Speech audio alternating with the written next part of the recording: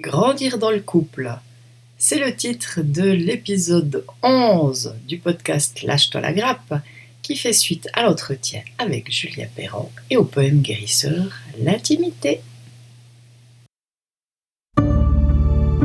Bienvenue dans Lâche-toi la grappe, le podcast qui t'aide à décompresser et à savourer la vie en toute simplicité. Je suis Fabienne Levia, sourcière d'amour, révélatrice de trésors. Je t'accompagne à la rencontre de l'être unique et merveilleux que tu es. Mon grand kiff, l'effet miroir. Ma botte secrète, la capacité à me relier aux émotions enfouies pour les libérer. Une des valeurs que j'ai à cœur de partager, la simplicité. Si tu veux en savoir plus sur moi et les activités que je propose, je t'invite à visiter le site fabiennelevia.com. Oh là là, il y a tant à dire au sujet du couple et de l'amour. Au moment où j'enregistre cet épisode, j'ai pas encore trouvé le titre de l'épisode, il viendra après. J'ai envie de me laisser porter par ce qui vient.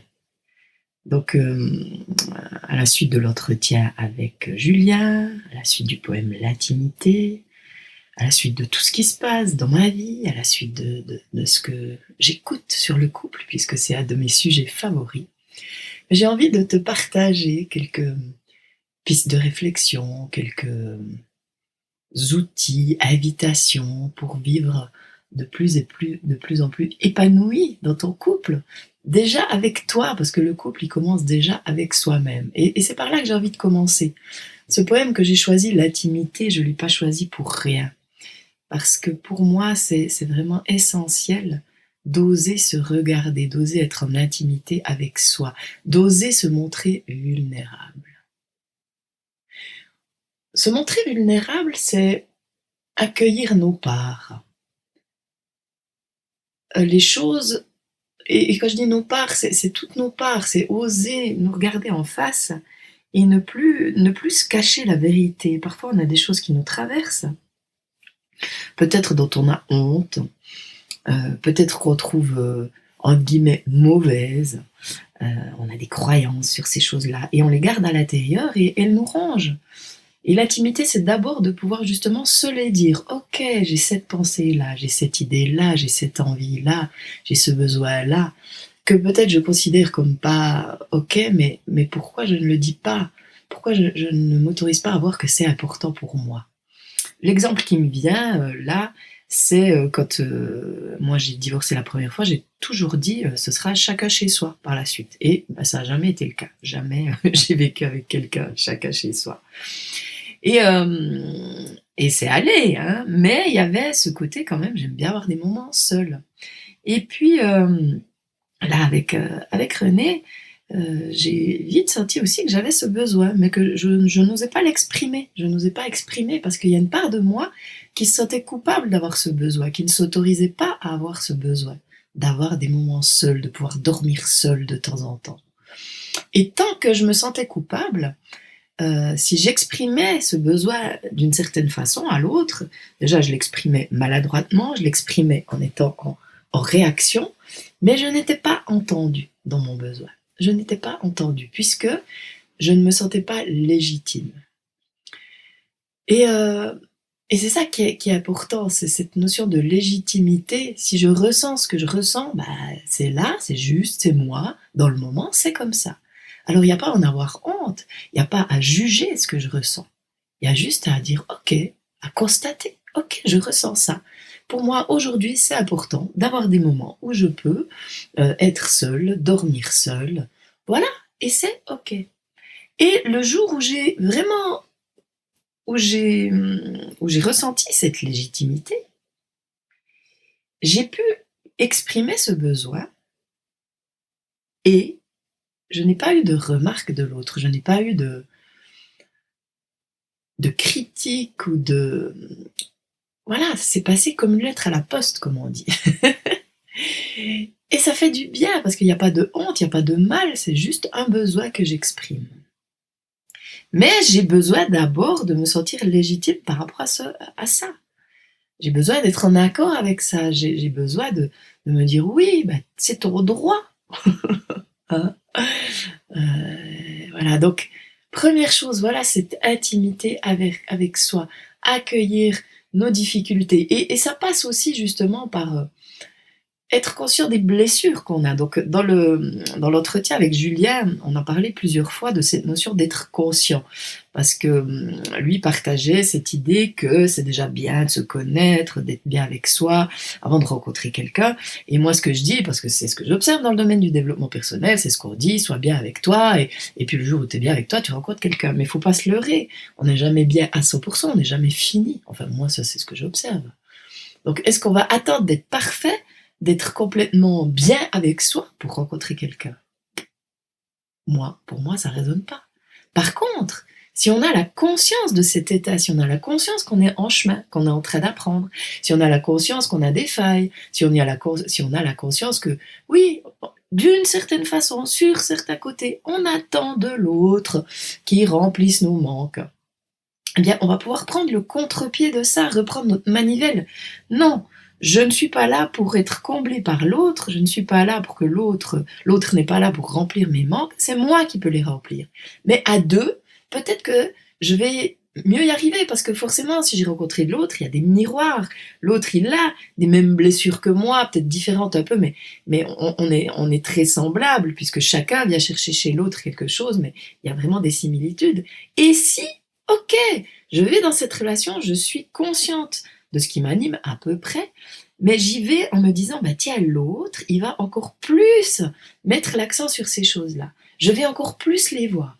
Et c'est justement entrer dans cette relation miroir un peu où l'autre va aller presser sur tes boutons, va aller presser sur mes boutons, et si je suis d'accord de voir les boutons, bah, ça peut m'aider à libérer.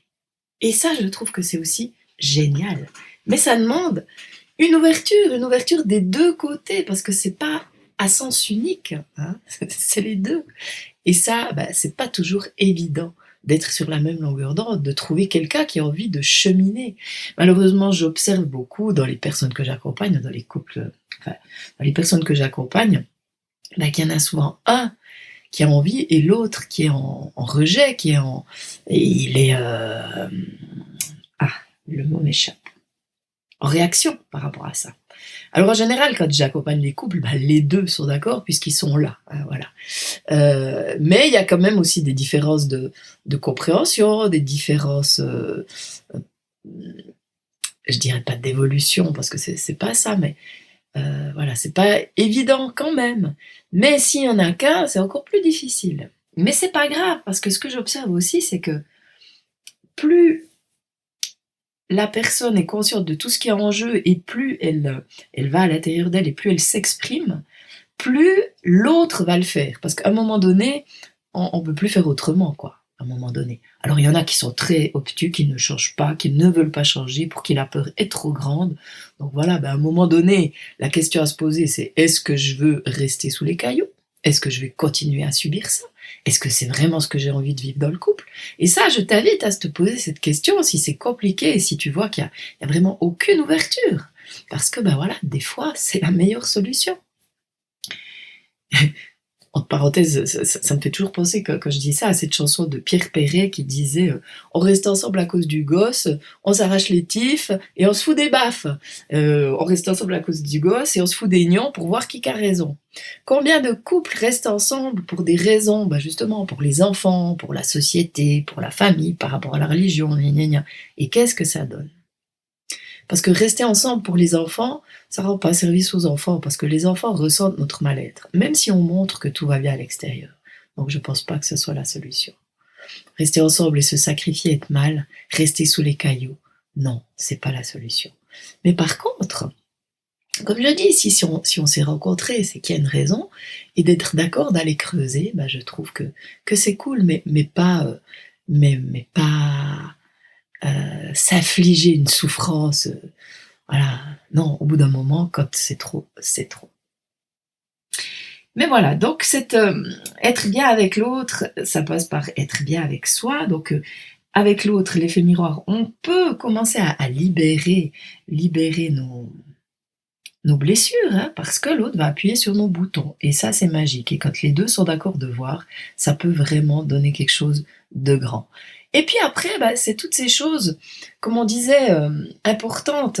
Par exemple, la communication, oser partager, parce que une fois qu'on est OK avec soi, qu'on s'est vu, qu'on est en en harmonie, qu'on se sent légitime, bah, c'est vraiment pouvoir communiquer à l'autre.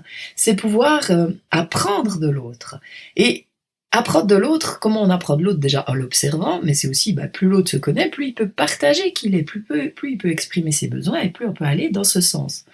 Dans l'entretien avec Julien, on a parlé d'un livre, c'est les 5 langages de l'amour, où dans ce livre, c'est exprimé vraiment qu'il y a plusieurs langages. Et c'est clair que si on ne parle pas le même langage, bah, ça va être compliqué euh, de s'entendre. Il y aura toujours des reproches de l'autre et une incompréhension. D'où l'importance d'identifier ces langages. Hein. Bah, notamment, par exemple, il y a deux exemples. Un des deux sera peut-être plus son langage de l'amour, c'est peut-être plus le toucher. L'autre, c'est peut-être plus les mots. Donc il va toujours y avoir un décalage et une incompréhension. Mais si on est conscient de ça, justement, que pour celui-là, c'est les mots, et pour moi, pour lui, c'est les mots, et pour moi, c'est le toucher, ben on va de plus en plus pouvoir s'adapter. Et attention, ici, je parle de s'adapter, et pas de se suradapter. Hein.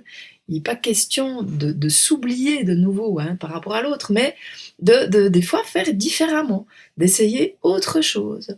Hein, et de ben voilà, si c'est les mots, peut-être avoir ça à l'esprit et puis faire peut-être plus de compliments, exprimer plus notre amour.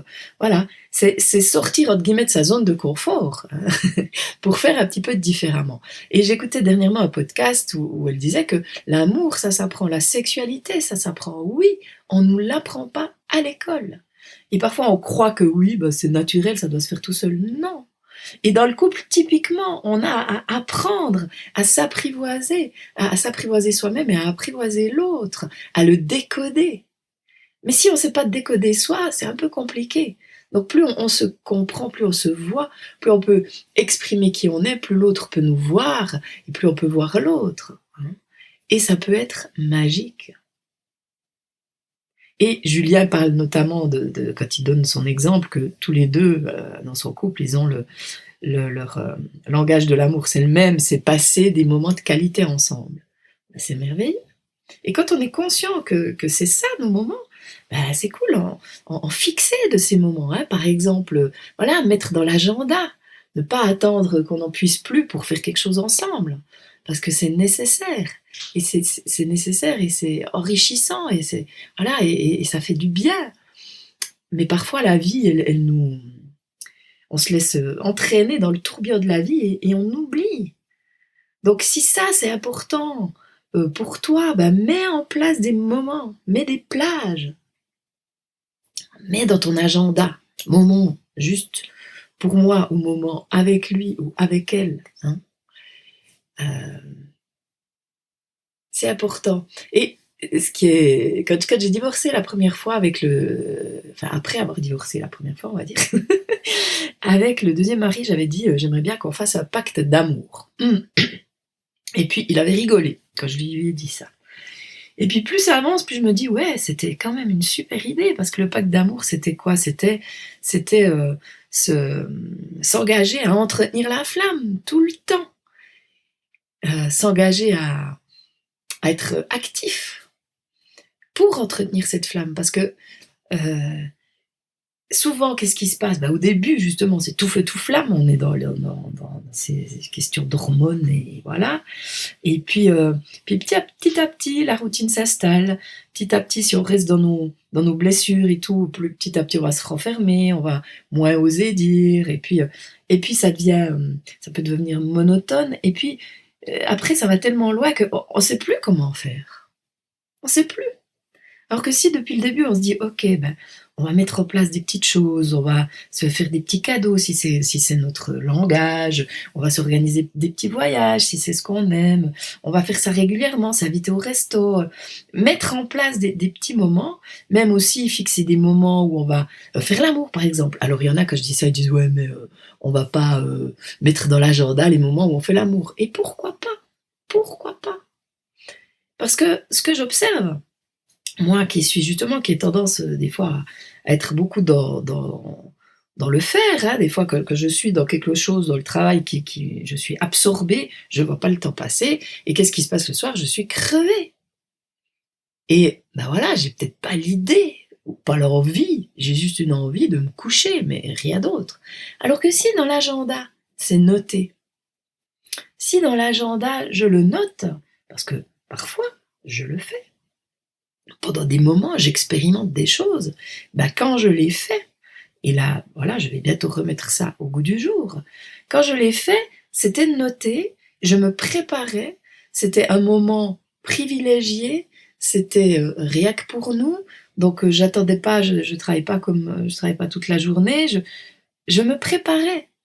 Et dans le moment, c'était pour ça, j'avais pas la tête dans le bureau, où j'étais pleinement là. Et ça peut être vachement magique aussi. Même si, quand tu y réfléchis, tu te dis: «Bah non, j'ai pas envie de prévoir, de prendre rendez-vous». Bah si, je t'invite à expérimenter les rendez-vous avec l'autre. Et si tu es seul, par exemple, ça peut être les rendez-vous avec toi, parce que c'est pareil.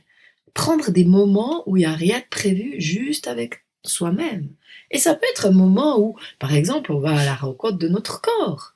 Hein, dans le livre Envie d'aimer que j'ai composé, que j'ai écrit, je dis composé puisqu'il y a des poèmes mis en musique, je parle de ça, d'aller à la découverte de son corps. Partir à la découverte de son corps, c'est important aussi pour mieux se connaître, pour le faire découvrir à l'autre. Si je ne sais pas comment je fonctionne, bah, c'est aussi compliqué par rapport à l'autre. Mais plus je sais comment je fonctionne, plus je peux le dire à l'autre. Et parfois, on n'ose pas dire à l'autre parce qu'on a peur qu'il se blesse. Hein, si on lui dit, mais tiens, là, fais comme ci plutôt que comme ça. Il peut aussi se sentir justement, ah, je fais pas assez bien. Stop! Ose t'exprimer, ose dire ce qui est juste pour toi, ose lui montrer. Ce n'est pas, si tu lui montres, tu ne lui dis pas, tu es nul, tu ne sais pas, tu lui dis, écoute, voilà comment je fonctionne. Voilà le mode d'emploi de mon corps. Tiens, je te donne la clé, hein, et je te laisse, tu peux entrer, je m'ouvre à toi, je suis tout à toi. Je suis tout à toi, mais je ne t'appartiens pas. Non, mon corps m'appartient. Mais là, pour un moment, je te le prête, je t'invite, je m'abandonne à toi, je m'ouvre totalement, je te fais confiance. Et ça, c'est aussi très important, cette notion de confiance. Faire l'amour avec l'autre, s'ouvrir à l'autre, c'est vraiment s'abandonner avec confiance. Parce qu'il va aller, là je parle pour la femme, à l'intérieur de moi. Il va aller goûter au plus profond de moi. Est-ce que je suis prête à m'offrir? Ça, c'est aussi des questions qu'on a à se poser. Ou qu'est-ce que, si ça va mal, qu'est-ce que je retiens? Ou de quoi j'ai peur? Ou qu'est-ce qui se passe de l'autre côté? Parce que parfois, il peut y avoir des problèmes dans la sexualité, des dysfonctionnements. Et on peut des fois se culpabiliser. Et c'est important justement de se poser les bonnes questions et de ressentir qu'est-ce qu'il y a en jeu. Parce que c'est subtil, hein, et des fois des petites choses dans le couple peuvent créer des blocages au niveau. Par exemple, imagine que tu es maniaque de l'ordre, que tu aimes que les choses soient remises à leur place, et que tu as un conjoint qui bah, a tendance à laisser traîner ses affaires, à pas fermer le tube de dentifrice, par exemple. Tu vas lui dire, il entend pas. Et justement, ça on pourrait dire que c'est un langage de l'amour, quoi. Si tu arrives à bien exprimer, si l'autre comprend bien que pour toi c'est important, peut-être qu'il va le faire. Mais s'il le fait pas et que tu n'arrives pas à expliquer, qu'est-ce que ça crée? Eh bien, ça crée des frustrations. Et à force d'être frustré pour ces petites choses, des petites choses qui s'accumulent, hein, ça c'est un exemple, dentifrice ou le désordre, n'importe. Et bien, petite chose plus petite chose plus petite chose, ça crée des frustrations et ça peut créer que on a moins envie de l'autre parce que c'est des choses qui nous énervent. Donc c'est vraiment, vraiment bien de voir ces choses, de se regarder, de se connaître et de pouvoir exprimer à l'autre. La communication, c'est essentiel. Mais encore une fois, si tu n'es pas à l'écoute de toi, si tu ne communiques pas avec toi, c'est pas évident de communiquer avec l'autre. Donc voilà ce que j'avais à partager. Il y a encore beaucoup de choses à dire sur cette thématique. Oui, j'avais quand même encore envie de parler du corps, parce que j'observe aussi cette difficulté que certaines personnes rencontrent avec leur corps, à aimer leur corps, à accueillir leur corps comme il est. Et ça peut aussi créer des problèmes dans le couple, dans la sexualité. Euh, D'où l'importance aussi d'apprivoiser son corps, d'aller à sa rencontre, de le regarder, d'apprendre à l'aimer, pour être à l'aise après avec l'autre, hein. À l'aise pour faire l'amour dans la lumière. Euh, oui, parce que c'est tellement beau de voir l'autre. Dans la nuit, on voit pas grand-chose. Donc voilà, s'autoriser ces choses-là, ouais, faire la paix avec son corps, je pense que c'est important. Voilà, donc pour le moment, c'est ce qu'il y a à dire. De toute façon, le thème du couple, je vais encore le développer tout au long de l'année, c'est clair. Je recevrai encore d'autres invités pour parler de couple, de sexualité, aussi de couple intérieur, bien entendu, puisque la connaissance de soi, c'est vraiment le plus important pour moi, donc tout est lié, mais j'ai envie encore de développer là-dessus. Je saisis cette occasion pour t'informer que le vendredi 3 mars, donc cette date, elle est importante pour moi parce que je serai à la librairie Le Vent se lève, librairie café Le Vent se lève de Saint-Ursanne, pour partager quelques extraits du CD Livre Envie d'aimer, hein. Donc ce sera un petit partage de poèmes et de discussions. Ensuite, il y aura des discussions, aussi une séance de dédicaces. Donc ce sera le 3 mars à 19h30 à la librairie café Le Vent se lève à Saint-Ursanne. Donc ça, j'ai vraiment hâte. Donc il y aura des infos, Le Vent se lève, il y a une page Facebook. Je ne sais pas s'il y a un site internet, j'ai pas regardé, mais si ça t'intéresse, de toute façon, je partagerai sur mes réseaux. Tu ne manqueras pas l'info. Ça, je pense pas, si ça t'invite. Si ça t'intéresse, pas si ça t'invite. Voilà. Voilà. Donc, je te souhaite une excellente fin de semaine. Prends soin de toi. Observe-toi avec bienveillance. Goûte à ce que j'ai dit. Réécoute le poème si ça peut te faire du bien. Et je pense que ce poème, de le réécouter, ça peut vraiment aider. La vulnérabilité, j'en ai peut-être pas beaucoup parlé aujourd'hui, mais c'est vraiment, être à l'écoute de soi, oser exprimer tout ce qui nous anime au plus profond, sans craindre. Donc écoute ce poème, tu verras. Et puis si tu as des questions, n'hésite pas à me les poser. Le dernier podcast est réservé à tes questions auxquelles je réponds en connexion. Donc saisis cette occasion. Ose, ça peut t'apporter beaucoup. Voilà, alors belle fin de semaine à toi et à très vite pour de nouvelles aventures. Bye bye.